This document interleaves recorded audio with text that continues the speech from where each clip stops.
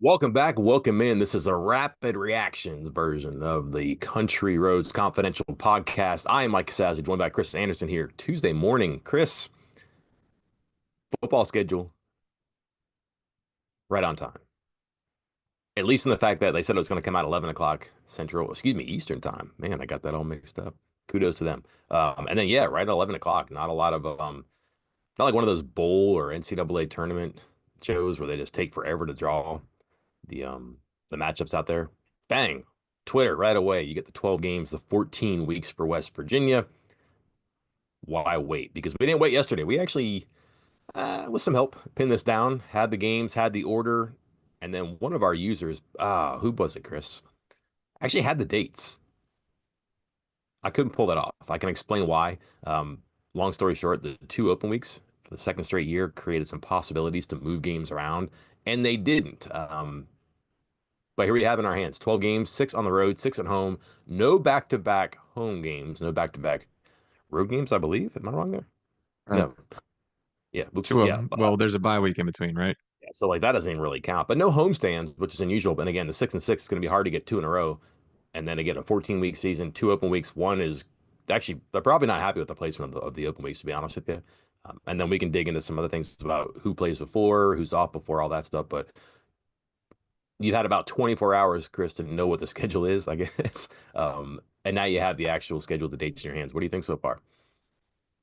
Um, Winnable. I mean, again, I think even before I knew the order or the dates or the buys and the situations for each of the teams that West Virginia is going to play the week before, which again, I know you're going to touch on in a minute. Even before I knew all that stuff, I looked at the opponents and I said, given what West Virginia has added and lost, what these teams have added and lost, how many times is West Virginia going to be more than a touchdown underdog? Like, if you projected out all of the betting lines for the entire season right now, like look ahead lines, and I think each of these games, West Virginia would be within a touchdown. Like, that at Arizona State game, that's pretty tough. Like, that's a good team. It's on the road. It's late in the season. Um, that's tough. But even that might be 7, 8, 9 points. My point is not to get into any of the gambling things, but just that these are winnable games. Like it's one of those like we used to do this. I think maybe you and I of looking at the schedule and saying this is a win, this is a loss, these are toss ups. If we did that with this schedule with these opponents, I think you have a couple of wins, definite wins, and then a whole bunch of toss ups in my mind. They could really go one way or the other. So it's a winnable schedule, but not an easy one, I would say.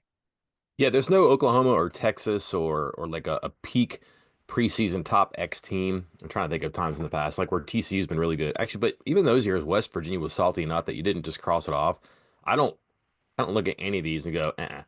And even the ones at the end of the year that kind of concern me, we can get into. I don't know what West Virginia is going to look like or what the opponent is going to look like in games 10, 11, 12. So that's their schedule's backloaded. Like the front, people made a big deal out of this, very friendly, which sure the team could absolutely use, the program could absolutely use at long last. The end is not. But again, I don't know what this offense is going to look like, what momentum it's going to have. The open week is after the sixth game, the first one.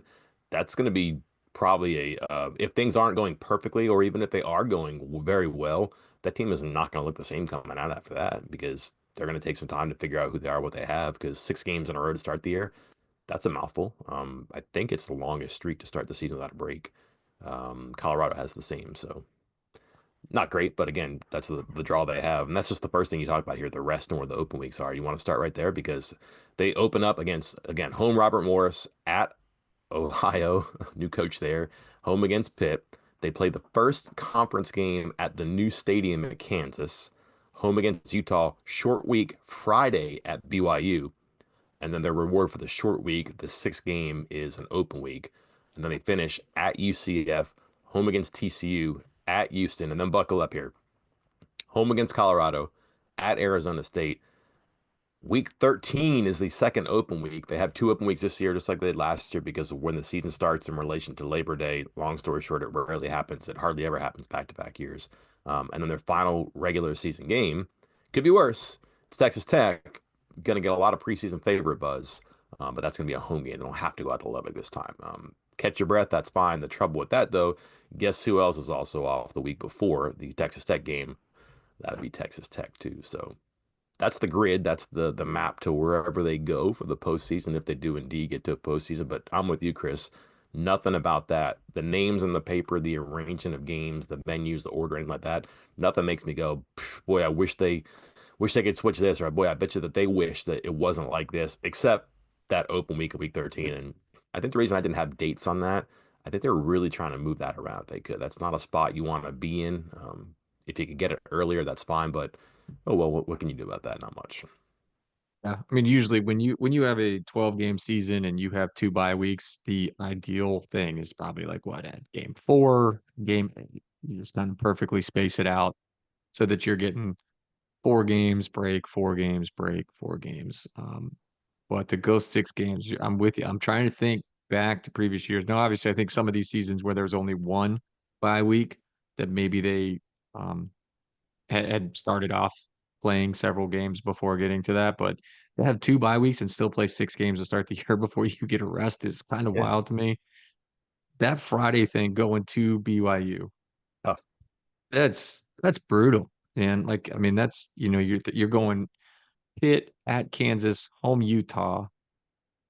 Now, again, are there any of those teams going to be, say, top 10? No. Could they all be fringe top 25? Yes. Like, I would think Pitt might get a little buzz, even, well, maybe not buzz after they're flailing into the season, but they did start off 7-0 last year. Kansas finished strong. All the metrics loved them, even last year when they were losing. Utah was last year's preseason favorite, had some quarterback troubles. They might be sneaky decent. So to do that back to back to back and then hit the road for a short week all the way out to BYU, well, we do the hey, what are the two most pivotal games of the season? That one's got an early highlighter on it right now for me. Yeah. Let's do non-conference real quick here too. Robert Morris, win, don't care. That is actually the second week of the season, Chris, because we have week 0 with 3 teams and 2 games this year. You're going to have Farmageddon. That's going to be in Iowa State and Kansas State in Ireland, I believe. Because of that, they actually get 3 open weeks during the season. Same for Kansas. Kansas is going to open up their stadium at home. Their stadium. They're going to their renovated place at home against Fresno State week 0. So they're going to still play the 14 weeks, but they're going to have the 12 games in 15 weeks. They'll have 3 open weeks. So that's the disparity there. But then week 1 for West Virginia, Robert Morris, go to Ohio. I know it looks weird, but again, if you're complaining about going to Ohio because you're worried about the loss, you're a Big 12 team, you're a power conference team, you have problems. And you should be able to win that game. Why is on the books? Why is it a 2-for-1? That's a problem born out of another problem that they'll try to fix, I guess, or to avoid in the future. That's fine. Backyard brawl. I think, Chris, if you had your designing capabilities here, and you could put the open weeks where you want them, you'd probably put one after the pit game, don't you think? Just to break non-conference play and conference play, figure out, all right, game 4 is coming up. I don't know, the freshman, the 4 game thing, all that, just to get a policy, start Big 12 play. They don't have that. In fact, they have 3 more games after that. Sequences, man, at Kansas, Utah, at BYU in 13 days. That is rough, I think. Kansas, that place will be probably hopping. I think they're going to be okay. I think Jalen Daniels is back for what, his junior year? Sophomore year. I can't Yeah, keep who track knows? anymore.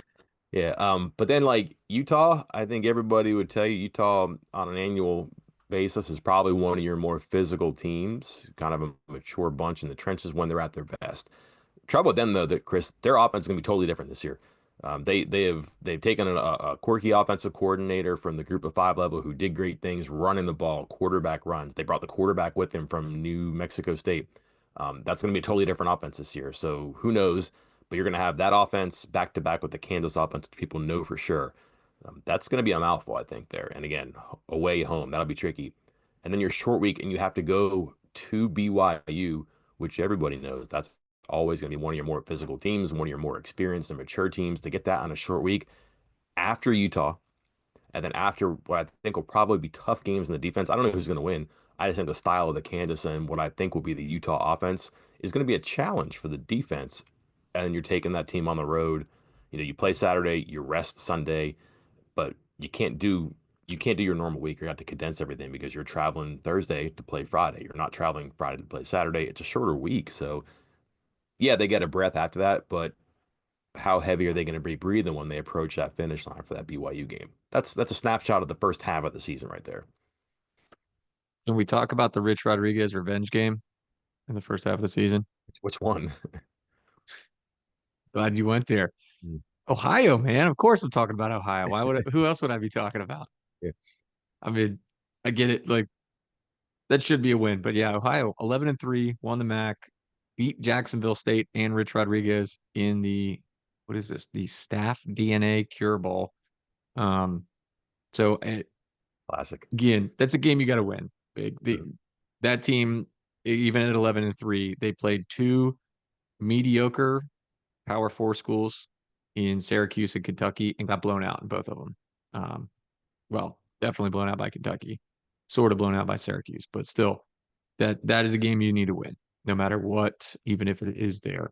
Um, Pitt like that. That's going to be a pretty again. It should Robert Morris, Ohio, whatever. Pitt lost six straight games, but I think there's going to be some little wrenches that could be thrown in there that you go into any of these games sleeping, you might be staring down a pretty bad record to start the season. And like you said at the top of the podcast, the first half's the easy part. Like the first half of the schedule is the easier part of the schedule, and there's still some. Oh, that could get interesting. That could get interesting. Again, none of them that you feel like West Virginia's going to be some big underdog or anything, but just a lot of toss-up games that things could go really well, really fast, or go really poorly, really fast. So Yeah. just Formative part of the season. Second game of the first Rich Rodriguez era, home against Ohio. They win 23. Second game of the second Rich Rodriguez era at Ohio. If they win 20-3. Ooh, man, post game pod will be spicy, don't you think? I would think so. Yes. Hey, New what do coach. you think of? Sorry, let me. The thing I posted on the board. I don't know if you saw it, but one of their guys. Let me give him credit. Cody, over at 24/7 Sports, did the winning percentage of the opponents for everybody in the Big 12. Did you read that article? Yes. Okay, I was about to Second ask you hardest, if you right? would take a guess because I would have never have guessed that West Virginia, based solely off of last season's win-loss percentage of the opponents, has the second toughest schedule in the entire Big 12 conference. I never would have guessed that before I read that article. Are we Really? not giving enough credit to this schedule? Like, are we not giving enough credit to the opponents, or is that misleading a bit? I think it's a great nugget to give people before the schedule comes out, January, February, something along those lines. I think it's extremely watered down by the way football is and the rosters are now. Because would you rather play West Virginia last season, or would you rather play West Virginia this season? Uh, I don't know. That's maybe that's not the best example. I don't know what I'm getting out of WVU, but I also don't know what I'm getting out of WVU. But you don't know what you're getting out of everybody because the rosters change so much. Because of who you lose in the portal, who you bring back, you could have a team that does a generational run, like Arizona State, right? Are they going to be the same without the running back? Oh, that'd be tricky, right? Um, what team is going to get better? Like Willie Fritz had some moments later last season and they've hit the portal really hard and gotten some players. I'm not saying that's going to jump and be a 10-win team. That team didn't scare you last year. Late in this season coming up, late in the 25 season, that would worry you a little bit more too. So I think it's a good idea as to for and probably more so in a major conference program because they're better at retaining their key pieces because so many of the group of five programs get poached by the power four programs that those group of five teams, they're hard to predict from one year to the other. You're not going to see a ton of power four players go to other power four schools. Some, yeah, but the best programs are going to keep their players. Trouble is that like so many players in the power four are 1 year players now. They're juniors who are going pro or they're seniors who are there for their last year. That even that is going to have a lot of turnover from 1 year to the next. It's going to be hard to project and predict based on what happened the year before. It makes sense. It's a metric, but it's one piece of your scheduling mosaic. I would put more into like returning snaps, returning productivity, transfer portal acquisitions, what your talent roster is, what your recruiting rankings are, because you're going to play recruits more now too than you have in the past. Um, it helps illuminate a little bit. It's not the brightest flashlight to show you what you have coming. You want to switch over to the second half of the season now? Yeah, this is where it gets difficult. Because at UCF, that's Scott Frost. Fortunately for West Virginia, hey, you got a week.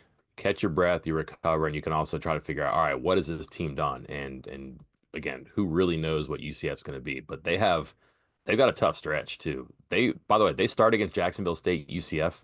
They get UNC non-conference play. They go at K-State, home against Kansas, at Cincinnati before West Virginia. So you're going to have a good idea who UCF is. Home against TCU, Chris. I think TCU is a sleeper in this league. Um, but it's a home game. That's fine. At Houston, that's going to be a better team. How much better, I don't know. And then again, your closing sequence, home against Colorado, at Arizona State, blank, and then home against Texas Tech, which I think is probably going to be your preseason favorite. Um, that's the ramp for West Virginia. Can they get rolling?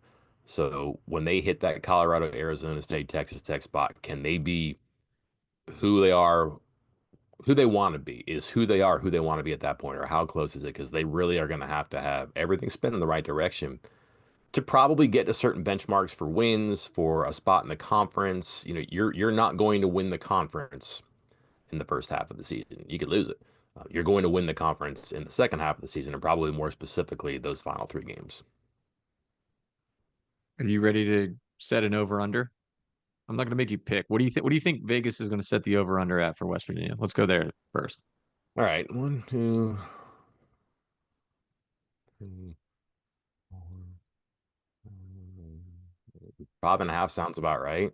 That's where I was going to go. I think that's where they probably. I mean, if they're setting it, wasn't it five last year or 5.5? 4.5 or five. Was it 4.5? Well, I remember.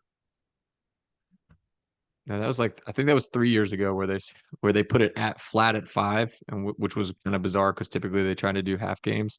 And I think you and I both were like, "Oh, this is we don't do this often, but put Hit all it. your money on the over." And then it hit five, so everybody that listened to us got their money back. But um, yeah, I think 5.5 is probably the number. And I know West Virginia went over. West Virginia went over last year because they got to six, so it definitely wasn't six. It went over the year before for sure, and then like I said, 3 years ago it was we pushed the five and it hit five. So Mhm. I think 5.5 is probably the right number for West Virginia here too, because you're probably looking at it going, yeah, Robert Morris, Ohio, that's two, and then again the handful of games that are toss ups, and you say, all right, three, four out of the next 10 Mhm. for sure. So yeah, 5.5 is probably the number to set. You going over? You ready to do your game by game predictions right now? Nine Not and ready three? because well, let me No. ask, let me throw this at you first, all right? Because here are Uh-huh. some other things on the schedule that you and I kind of talked about, and I jotted down here. You play the teams and schedule, you play the schedule. And what I mean by that is like what the team does the week before they play you, I really think matters. That's why I think, West Virginia going to BYU on a short week, that's rough. But because they're playing Utah, a physical team, mature team with a crazy offense, I think, the week before. So like you're kind of playing Utah, or at least with the residual Utah against BYU. So that matters, I think. So here's what I have here. When West Virginia plays Kansas, Kansas is coming off an open week. That's a bit of an advantage for Kansas in addition to being at home. When West Virginia plays Utah, Utah plays home against Texas Tech the week before. So Texas Tech's a good team. That might take something out of Utah. So and then again, of course, Utah's at home, has to travel to West Virginia. West Virginia plays at BYU on a Friday. BYU the week before plays at Colorado. That's tricky. That might take something out of BYU. UCF, West Virginia's on the open week before that. UCF plays at Cincinnati. That's at UCF, though. So, again, minimal advantage, but still an advantage.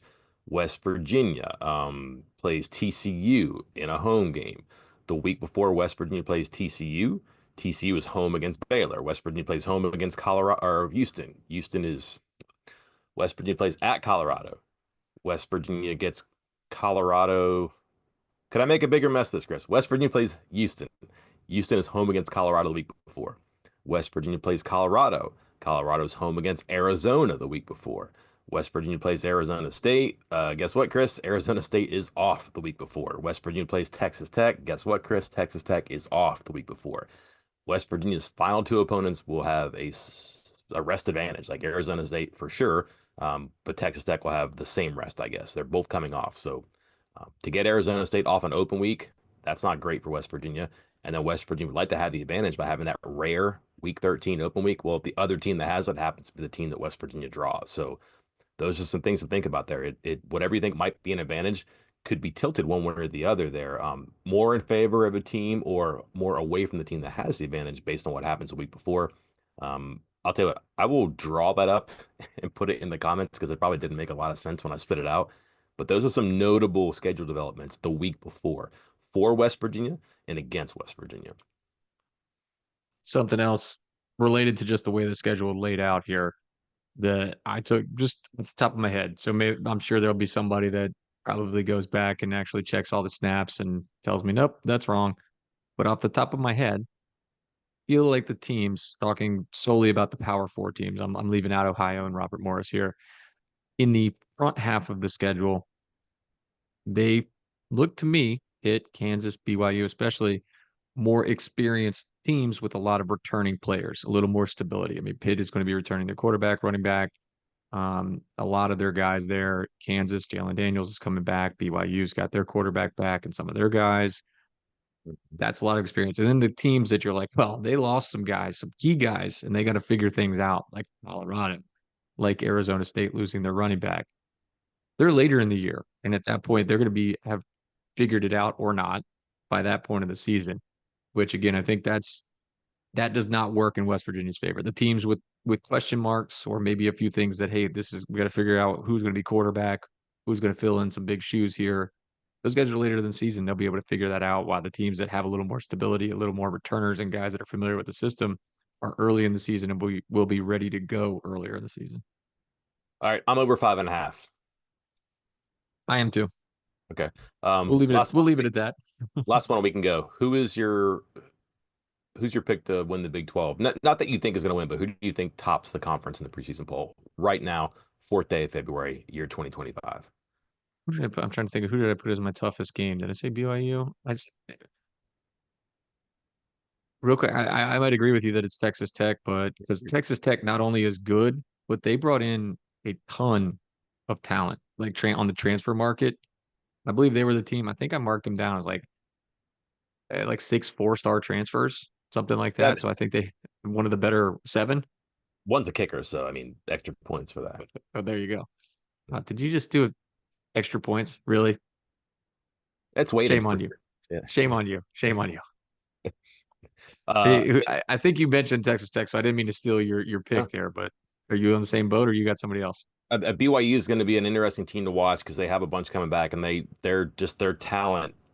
Um, the way they channel in their talent is different from other schools. So who knows what they're going to have that's not a portal acquisition. That's somebody who's been gone for 2 years who was a good player. It's somebody who maybe came back and redshirted. And then their guys mature just a little bit differently than other players or at other schools. I just like what Texas Tech has done. They kind of went like the SEC way, Chris. If you look at their transfer portal, edge, defensive line, defensive end, edge, like they hit that part hard, and you're gonna have to be good getting after the quarterback in this conference. Because if you look down the conference here, you can identify the quarterback on most of these teams, especially the ones that are going to be the keepers. And if you're getting after the quarterback, you're going to have a better chance. How about this? Who's the last place team in the conference? I mean, I'm sorry, like I'm leaning Houston. Like I can't. I know they're going to change some things up. I know they got some new coaches in there, but like the team got shut out twice last year. Hmm. The Power Four program scored 0 points, not once, but twice, with a supposed offensive-minded coach. Okay. I, Can you I'm leaning that way. can you tell me why it won't be Oklahoma State apart from it's Mike Gundy? Because I'm not sure that carries as much weight now because he did go 0-9. And I don't know. Have you seen their portal activity? Yeah, not great. But he got a new deal, Mike. Got a new contract. It's gonna revive him. It's gonna New deal. Okay. motivate him.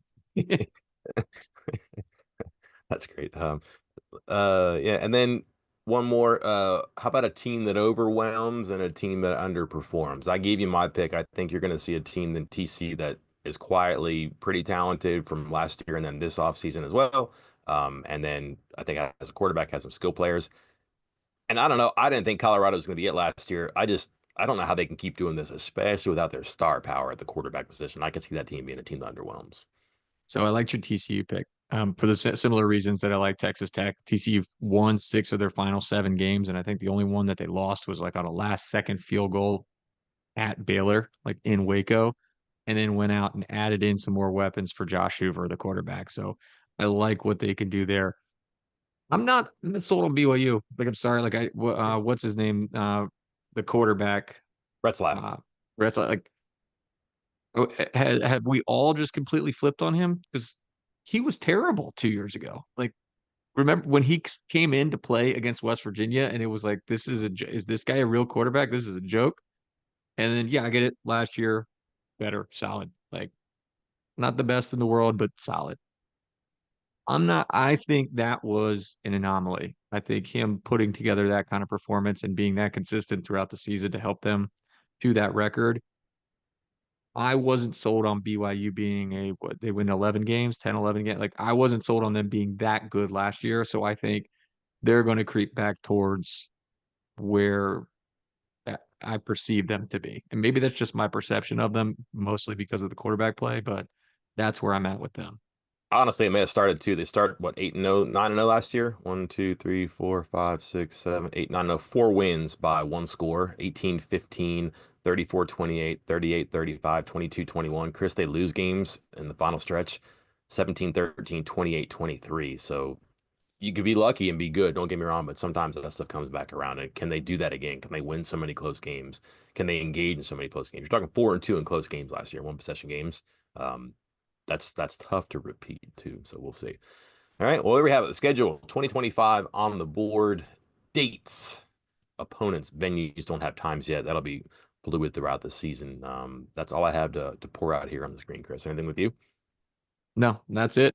We got to get ready for signing day now. We got to get ready for a transfer portal rankings update coming out in 20 minutes, probably about the time you guys start listening to this or by the time it gets up. So, like we mentioned in Monday's podcast, busy week, busy week, coming right up. So, February, fun again. Until then, I'm Mike Casaza. and I'm Chris Anderson. We will talk to you then.